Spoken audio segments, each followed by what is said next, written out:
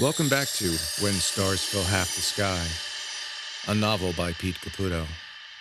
This is Chapter 18, The Alliance of the Damned, Part 2.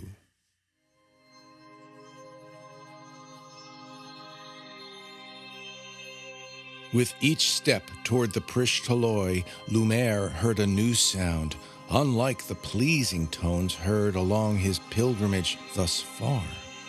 Odd vibrations were suddenly raising the moment to an alarming pitch.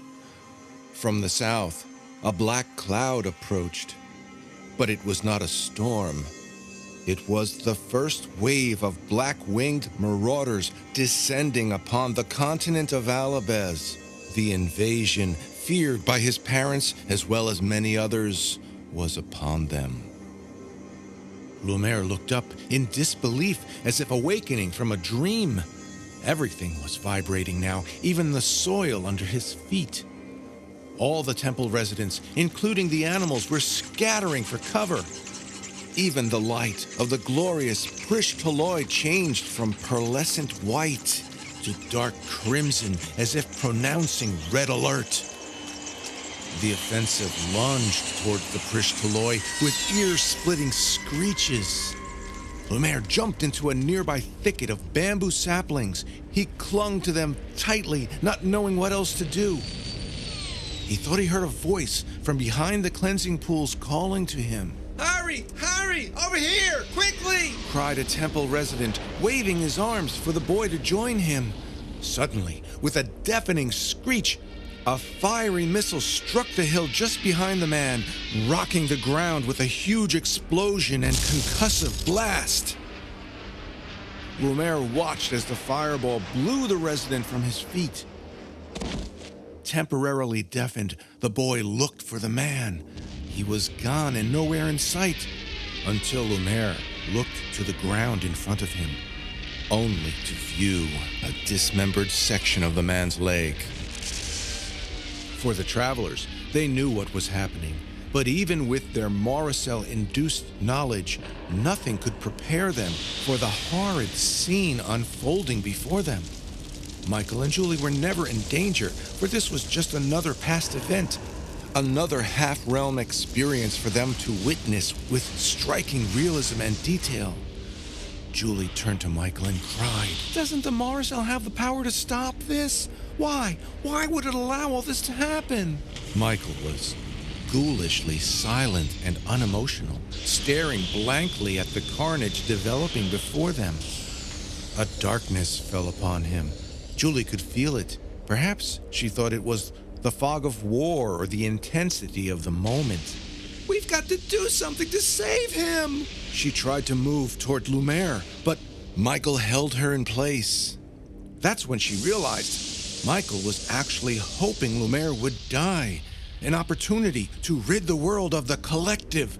A chance to right the wrongs for millions who would someday die at the hand of this monster god of the ages. The attack intensified, with more missiles raining down all around them. Lumer, now fending for himself, stumbled to his feet and hobbled toward the Prish Toloi in the hope it would somehow offer protection. But this was not a good idea, for the tree was in fact the target of the raid. Another blast blew him off his feet. He flew through the air, landing into the water basin surrounding the inner court. He was face down and unconscious. This is it. This is it. The moment he dies. "Michael, this is wrong. We've got to do something." No, this is our chance, Julie. "How do you know that? He's just an innocent boy. Look at him. Look at him, Michael." As Lumer's submerged body jerked for air, Julie continued to try and wrestle free of Michael's hold. She noticed Michael's hand was glowing brightly. Likewise, the Morricel fragment in her neck was afire. The peal of more whistling rockets preceded yet another wave of explosions and flames, sweeping over the back of Lumer. Had it not been for that basin, he would have been completely incinerated. But Lumer was not out of the water yet. He was drowning and still unconscious with less than a minute to live. There was a brief respite before the next deadly salvo. The Prishtoloi was now engrossed in flames as huge billows of black smoke darkened the sky above. The mighty tree of life was yielding to its deadly assailants. Julie spied yet another temple resident emerging from the smoke-filled inner court, running toward the footbridge. She finally broke free of Michael's grasp, jumped into the waist-high waters, and waded to the boy's side. Michael followed and stood by quietly, believing there was nothing they could do. But when she reached out and touched the boy, his body moved. Wrapping her arms around his limp frame, she pulled him to the bank. Her neck was so bright at this point, it caught the attention of the fleeing temple resident.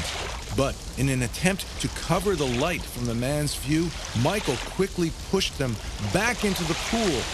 He might not have been able to touch Lumer, but he knew he could try to stop Julie. Stop! Stop! He's done nothing wrong! Nothing wrong yet!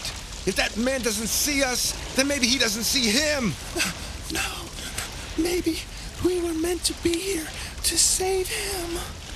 There was no way for either of them to know for sure, but Michael had clearly abandoned his moral algebra, choosing to follow a darker prompting of opportunity. His goal was a just one, to cleanse the world of an evil that would go on to inflict more pain and suffering than any other individual in the history of humankind. Perhaps another Lumer would have risen to take his place, but this was his chance to stop this one. Later, that temple resident would attest to seeing two brightly glowing orbs in the basin, leading him to the languishing boy. He pulled him underneath a nearby footbridge. They huddled there for another hellish 10 minutes. The attack subsided, and the flames diminished, at least enough to carry the injured boy to a shelter in the outer courtyard. Somewhere along the way, Lumer regained consciousness, still in the man's arms. He immediately asked for his parents. As soon as the man laid him down in a makeshift triage area, Lumer stumbled to his feet against the advice of those who were trying to tend to his injuries. He ran to where he last saw his parents. Lumer pushed with all his might against the unhinged gate until there was enough room for him to slip through. There, huddled together and leaning up against the wall, were the charred and disfigured remains of his parents. Lumer fell at their side and wept bitterly. After there was no strength left to cry, they came and carried him back inside to continue nursing his wounds. The attack on Me'eshasi Singmo was quick and devastating, but not complete. No invading forces advanced to stake their hold. The objective of the mission, however, was clear and regarded by Quixana as successful, for they had desecrated the Alabez holy place and demoralized their faithful core. Now their focus was on the more heavily populated centers and cities. It continued for 2 more months. Many lives were lost and damage was extensive, but in the end, the Alabazians proved to be too strong and resilient. They held fast and fought back courageously. After the weapons of war were spent, Alabez was still a sovereign nation. But Lumer's life would never be the same, for even though he did receive his rite of passage that day, it was not in the way he'd expected. Instead of transitioning from childhood with pomp and circumstance, manhood was thrust upon him in a most violent and disheartening manner. For the time being, he went to live with his older sister Mora, the only surviving member of his family. Over the next few months, Lumer recovered from his physical ailments, but the damage emotionally proved to be irreparable and affected him deeply. Julie was still not sure why she fought to save him. She understood what kind of monster Lumer would become.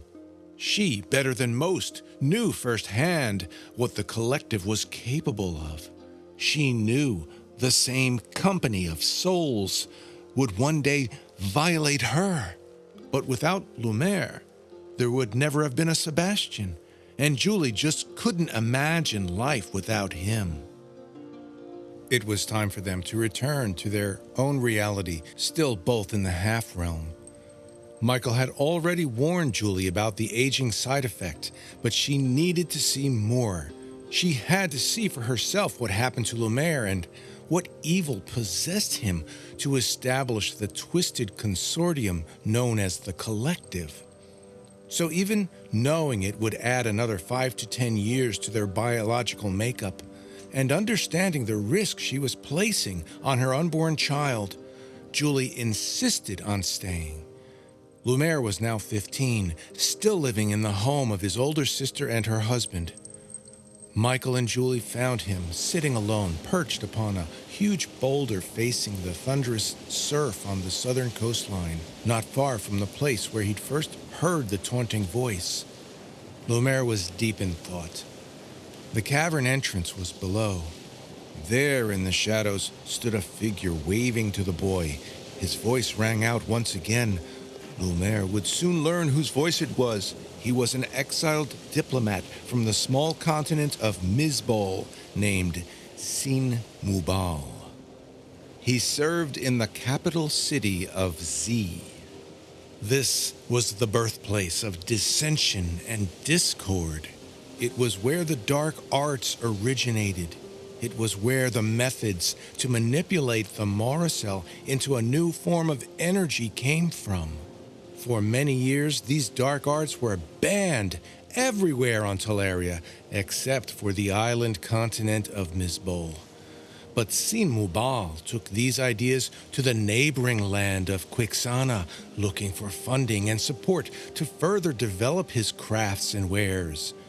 The Quixanians were cautiously amused, yet still loyal to Elohim and their traditional ways of the Prish Toloi. But times were changing, and some saw it as an opportunity to advance themselves. A small band of Quixanians sided with Sin Mubal, only to be ousted as rebels and insurrectionists. They were tried and sentenced after being found guilty of attempting a coup against the Quixanian government. Sin Mubal, the Silk Tongue as he was known, was banished to an island prison between Quixana and Alabez. But he did not stay there for long. He escaped, fleeing to the rocky coast of Alabez, taking refuge in its remote caves and catacombs. There he waited patiently for years to develop his next army of allies and followers. On this day, he called clearly to the boy, and Lumer answered. Deeper than ever, Lumer descended along the rocky coastline. Near a ravine carved out by centuries of pounding surf, just before the tumultuous waves, stood a dark shadow of a man. He motioned to Lumer to move toward the cavernous opening. It was low tide and still fairly accessible. Once again, he called the boy by name. Lumer cupped his ears, straining to hear. Lumer, why do you run from me? Don't leave now. I know you want to be here. There are wondrous things I have to share with you. I believe you are destined for greatness. I know you believe it too. Lumer braved a few more steps into the ravine. Looking back over his shoulder, he realized this was the farthest he'd ever ventured from his safe vantage point above. Fear mixed with overwhelming excitement, while a rush of adrenaline bolstered his resolve. He looked again at the man still partially hidden in the shadows. Why don't you come out here into the light where I can see you? Now, why should I have to do that? Everyone should have to work a little for his or her reward. Isn't that what your parents taught you? Well, Lumer stuttered, caught off guard by the intimacy of his statement. He quipped in return. That's none of your business. My rite of passage will reveal everything to me tomorrow. Tomorrow we're leaving for a neighboring village. There's a garden there. It still stands, and I will be allowed to complete my rite of passage with the Prish Toloi. After my ceremony, I'll come back here, and I'll know exactly who you are and what you want. Oh, Lumer, talk. Is that all you want? I can show you the greatness you were born into. Greatness your parents did not want you to know of. Stop talking about my parents. You don't know anything about them. Lumer, son of Liam and Sarah. I do know about them and what happened the day you left them to fulfill your ritual. But you shouldn't blame yourself. How could you have known what was about to happen?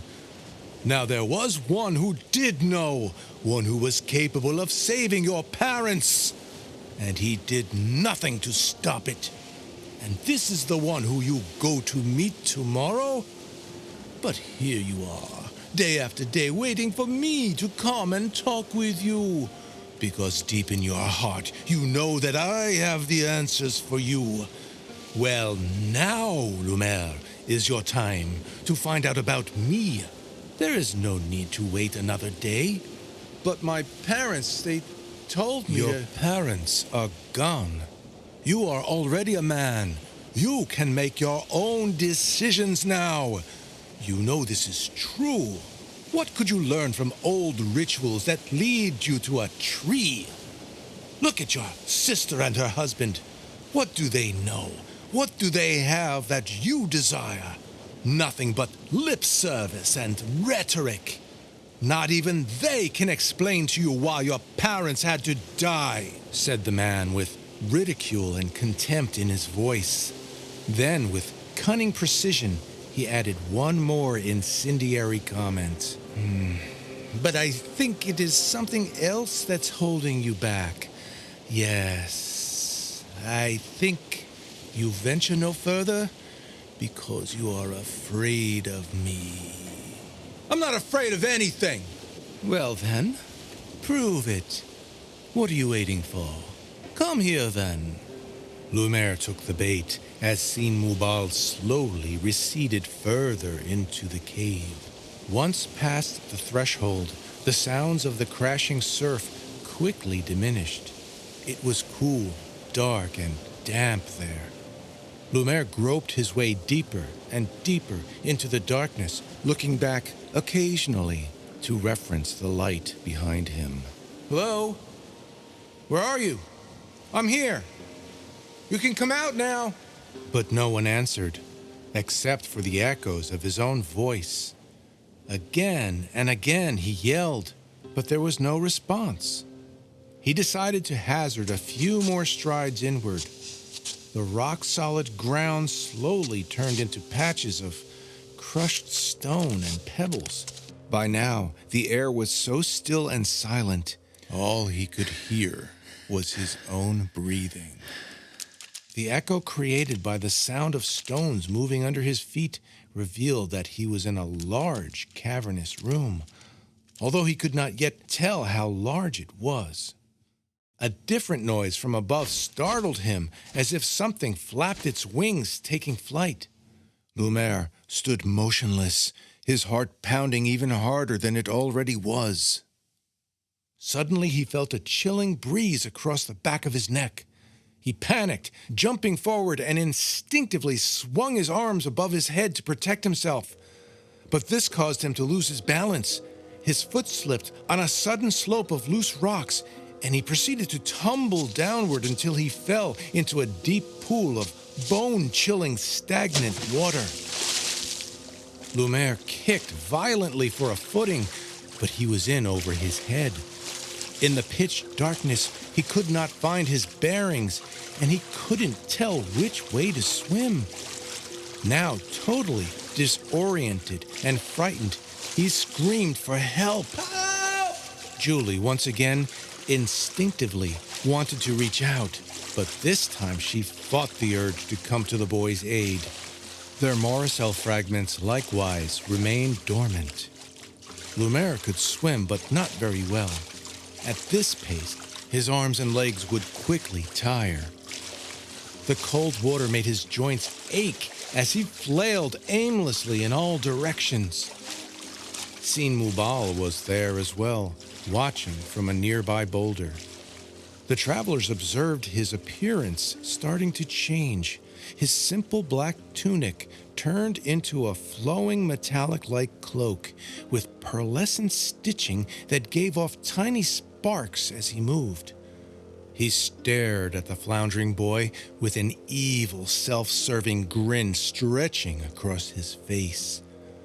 Then, yet another voice came from behind him. "So, we have visitors with us," announced the second voice. Michael and Julie turned to behold blackness so thick it made the pitch dark of that underground cave appear almost light in comparison. The darkness slowly morphed into the form of a large black cat as it sauntered toward the travelers. "No doubt you are half-realm visitors, here to witness the birth of my reign upon this planet," said the black cat. It turned to look back at Sin Mubal and Lumer. The travelers noticed its mouth did not move. He was speaking to them telepathically. "They cannot see you, but I can. Are you amazed at this? You should be. You see, I am not of this world, nor am I bound by the limited dimensions of time and space. I am the Prince of Darkness. I am De'ek." The jaguar inched closer with agility and poise. His big yellow-green slotted eyes flickered like two shining metal coins in the light of a raging fire. They felt both naked and defenseless before his presence and his mind-paralyzing swagger. "But neither of you will live to tell what you have seen here. You may have entered the half-realm, but now you will die in it," taunted the cat, inching closer. They edged backward in fear into the rock wall behind them. Michael stepped in front of Julie, shielding her body. She felt nauseousness as she started falling out of the half-realm. This was in fact what De'ek wanted, counting on their primal fear instinct to bring an end to their meddling in this affair. The cave walls were fading, but then something happened to Michael. With all of the courage he could muster, he grabbed hold of Julie's hand and shouted, "No!" The Morricel fragments answered as well, coming alive with that holy light. The black cat recoiled into a defensive posture with ears turned down and the hair behind its neck on end. "We will not leave! We were meant to be here! You cannot threaten us! Be gone!" Instantly, the cavernous surroundings returned, and the travelers were once again fully integrated into that scene as the pure light of the Morricel ignited from their bodies.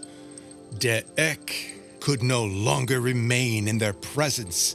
As he turned and cowered away, he cried, "This is not the last you will see of me. This is my world. Remember, my world." Sin Mubal, on some level, was aware of the cat's exit, but he would not dare question his master's movements.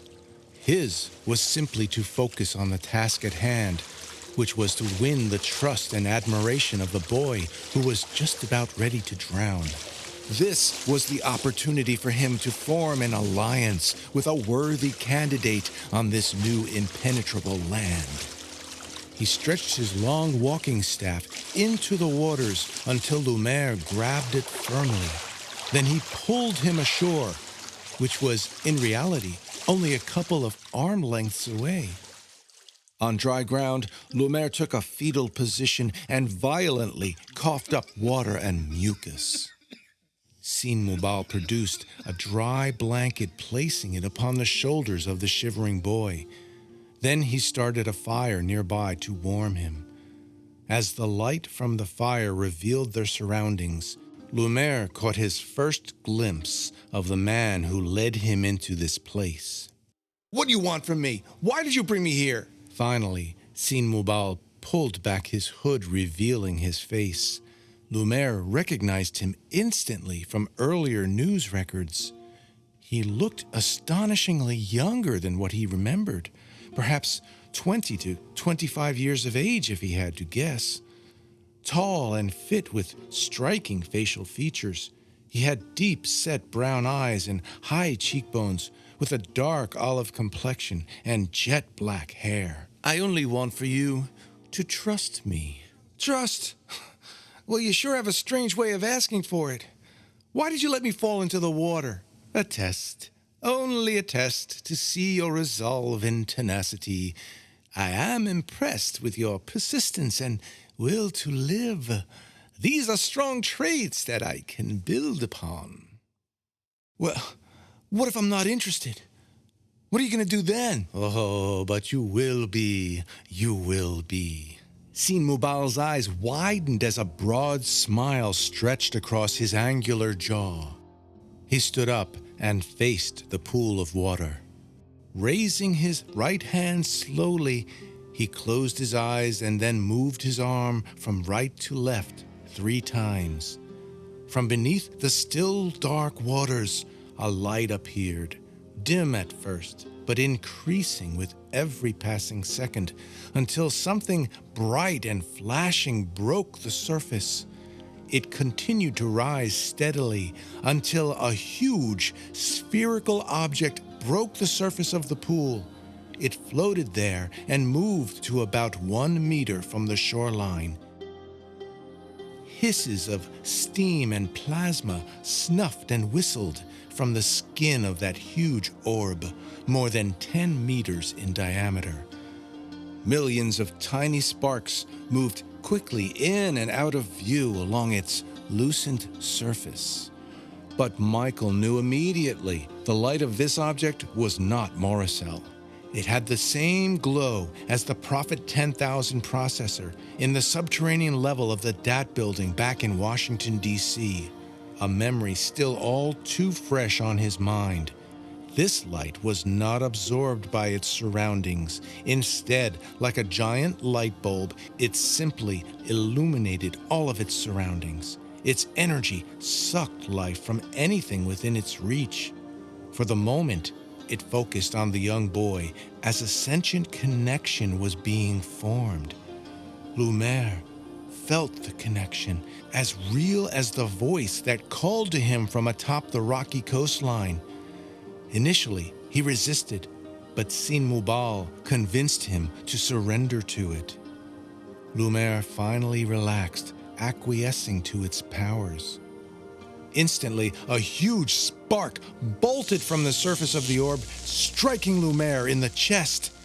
He was thrown to the ground and laid motionless as if in a trance, while smoke rose from the burned hole in his beige tunic. It looked as if it had accidentally killed or maimed him. The travelers could see his charred flesh through the burnt hole, but the burn healed quickly. In that split second, Lumer's life was transformed forever. His priorities were now redefined, and he knew exactly what his purpose was and what he was capable of accomplishing. Upon regaining consciousness, Lumer stood to his feet, looked towards Sin Mubal, and smiled. From here on, I will call you Babel, Lumer proclaimed with a new air of confidence and conviction in his voice. Because out of confusion, you have produced light. Thank you. I will never forget this. This is just the beginning, Lumer. Just the beginning. The new alliance watched gleefully as the orb receded softly back into the waters. Lumer now understood the power of Nilka flesh and what it could do. From that moment on, there was a different light in the young boy's eyes. Oh my God, Julie gasped. So, added Michael, this is how it was done. The boy never returned home after that day, and thus began the alliance between Lumer and Babel.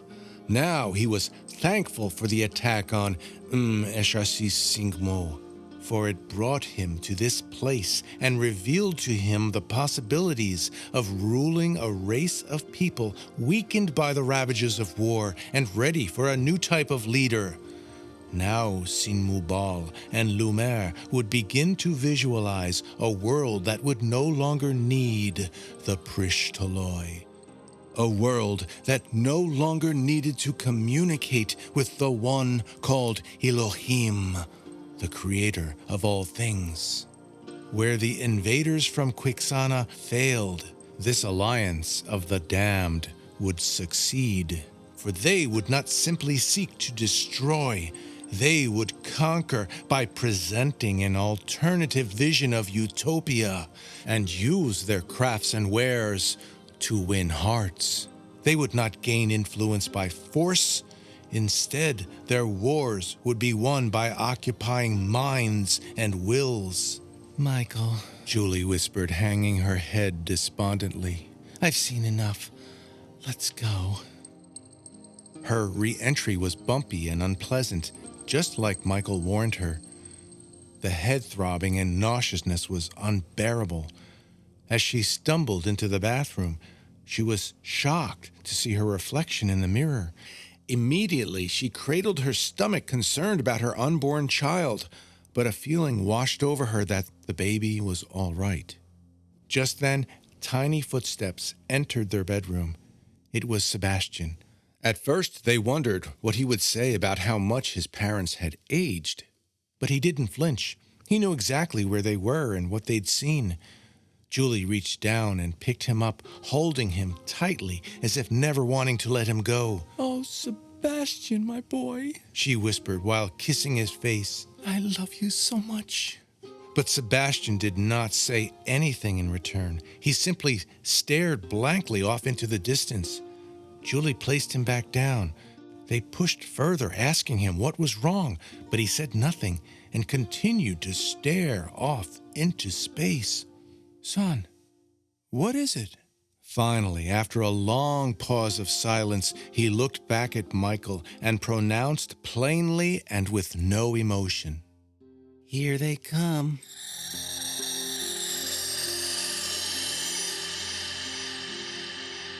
In the next chapter, Michael, Julie, and Sebastian are abducted, and the couple face the possibility of never seeing their son again.